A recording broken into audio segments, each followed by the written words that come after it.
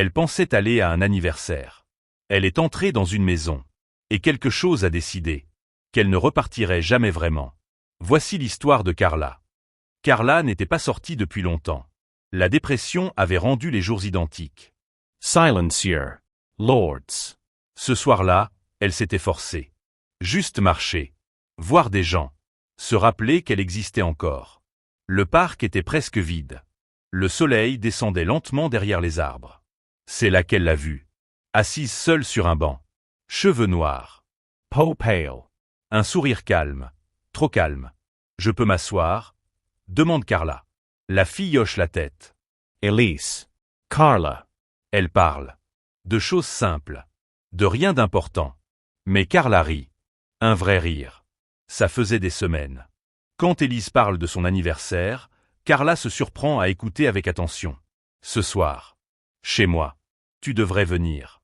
Carla hésite à peine. Une maison. Des gens. Une occasion de sortir de sa tête. Oui, dit-elle. Ça me fera du bien. La rue est déserte. Des ballons accrochés à une grille. Une lumière faible derrière les rideaux. Carla frappée. La porte s'ouvre presque aussitôt. Elise est là. Entre. Carla entre. La porte se referme doucement derrière elle. Sans bruit. Sans clé. À l'intérieur, l'air est lourd. Trop silencieux pour une fête. Carla avance. Et elle les voit. 4 hommes. Devout. Immobiles. Ils ne parlent pas. Ils regardent. Les autres arrivent plus tard, dit Elise calmement. Carla acquiesce, mal à l'aise. Elle cherche la musique. Le gâteau. Quelque chose de normal. Rien. Carla recule instinctivement vers l'entrée. Elle attrape la poignée. La porte s'ouvre. Elle reste figée. Elise est derrière elle. Tu peux partir si tu veux, dit-elle doucement. Carla relâche la poignée.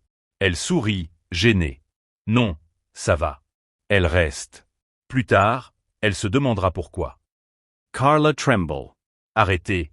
Je veux partir. Les hommes forment un cercle autour d'elle. Le sol est couvert de symboles. Pourquoi moi? Les rideaux se ferment. Un à un. La lumière baisse. Elise tape dans ses mains. Les bougies s'allument sur le sol. Un cercle. Les hommes se déplacent. Leurs pas sont lents. Synchronizes. Carla sent sun cur assembler. C'est quoi ça? Personne ne répond. Elle recule vers la porte. Elle tire. Rien. Le verrou est enclenché. Pourquoi c'est fermé? Crie-t-elle. Elise s'approche. Son sourire a changé. Parce que maintenant, la fête commence Carla. Elise s'arrête devant elle. Parce que tu étais vide. Et que quelque chose avait besoin de place. Un miroir se dévoile derrière un rideau. Fendu. Carla y voit son reflet. Et derrière elle, une ombre immense. Inhumane. Ce n'est pas un anniversaire, murmure Elise. C'est une offrande. Un bruit. Un choc. Carla profite d'un moment de désordre. Elle court. Couloir. Porte. Mur. Une fenêtre. Elle attrape un objet et frappe.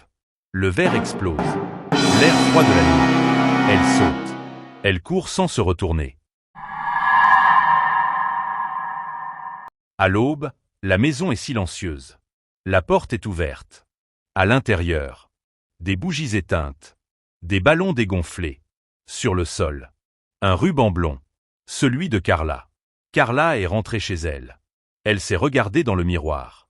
Quelque chose avait changé. Elle n'était plus vide. Mais ce n'était plus elle non plus. Et parfois, dans le silence, elle entend une voix murmurer. Merci pour l'offrande. Merci pour l'offrande.